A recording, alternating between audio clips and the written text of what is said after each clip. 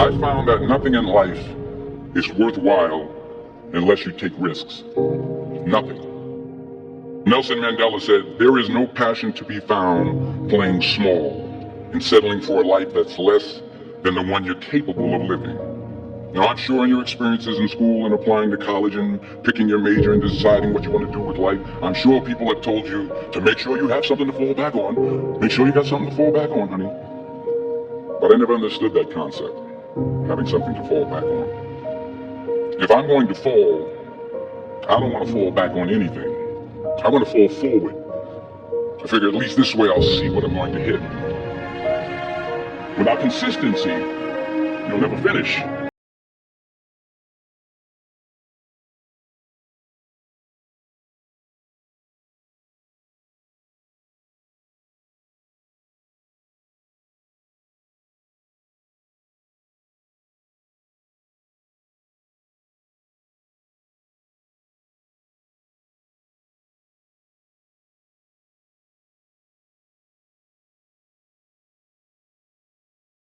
Big, but remember, dreams without goals are just dreams. Reggie Jackson struck out 2,600 times in his career, the most in the history of baseball. But you don't hear about the strikeouts. People remember the home runs. Fall forward. Thomas Edison conducted 1,000 failed experiments. Did you know that? I didn't know that. Because the 1,001st was the light bulb. Fall forward. Every failed experiment is one step closer to success. You've got to take risks, and I'm sure you've probably heard that before, but I want to talk to you about why that's so important. You will fail at some point in your life. Accept it. You will lose. You will embarrass yourself. You will suck at something. There's no doubt about it. And I know that's probably not a traditional message for a graduation ceremony, but hey, I'm telling you, embrace it, because it's inevitable. In the acting business, you fail all the time. Early on in my career, I auditioned for a part in a Broadway musical. Perfect role for me, I thought, except for the fact that I can't sing. I didn't get the job. But here's the thing. I didn't quit. I didn't fall back. I walked out of there to prepare for the next audition, and the next audition, and the next audition. I prayed. I prayed, and I prayed. But I continued to fail, and fail, and fail. But it didn't matter, because you know what? There's an old saying, you hang around the barbershop long enough, sooner or later you're going to get a haircut. So you will catch a break, and I did catch a break. Last year, I did a play called Fences on Broadway. But here's the kicker. It was at the Court Theater. It was at the same theater that I failed that first audition 30 years prior. The point is, every graduate here today has the training and the talent to succeed. But do you have the guts to fail? If you don't fail, you're not even trying. I'll say it again.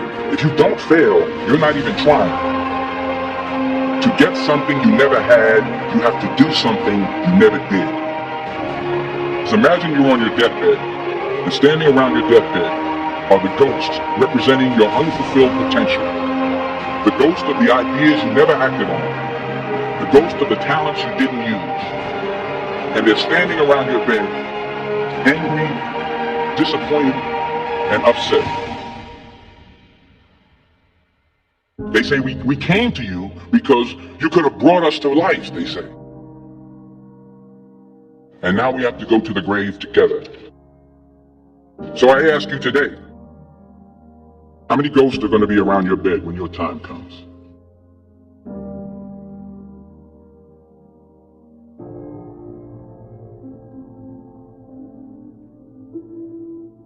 I just got back from South Africa. It's a beautiful country. But there are places there with terrible poverty that need help. And Africa is just the tip of the iceberg. The Middle East needs your help. Japan needs your help. Alabama needs your help. Tennessee needs your help. Louisiana needs your help. Philadelphia needs your help. The world needs a lot, and we need it from you. We really do. We need it from you young people. I mean, I'm not speaking for the rest of us up here, but I know I'm getting a little grayer. We need it from you, the young people, because remember this. You got to get out there. You got to give it everything you got, whether it's your time, your talent, your prayers, or your treasures. What are you going to do with what you have? I'm not talking about how much you have.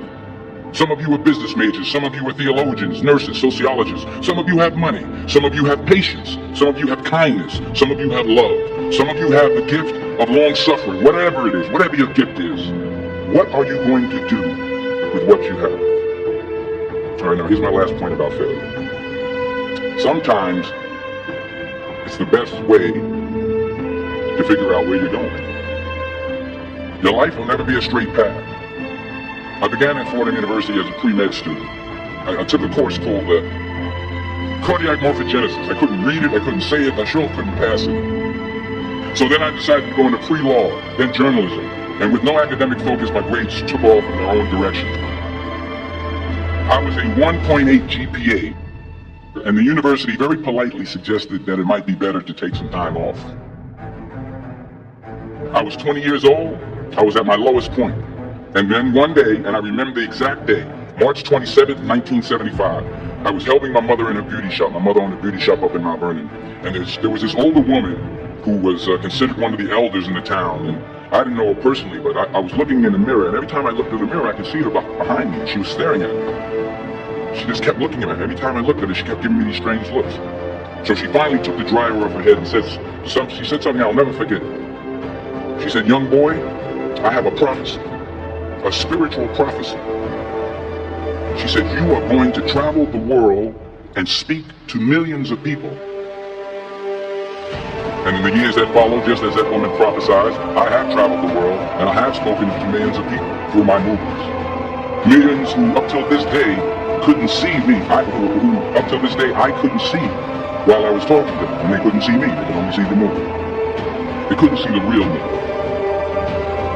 But I see you today, and I'm encouraged by what I see, and I'm strengthened by what I see. Because taking risk is not just about going for a job. It's also about knowing what you know and what you don't know. It's about being open to people and to ideas. The chances you take, the people you meet, the people you love, the faith that you have, that's what's going to define you. Never be discouraged. Never hold back. Give everything you got. And when you fall throughout life, remember this: fall forward.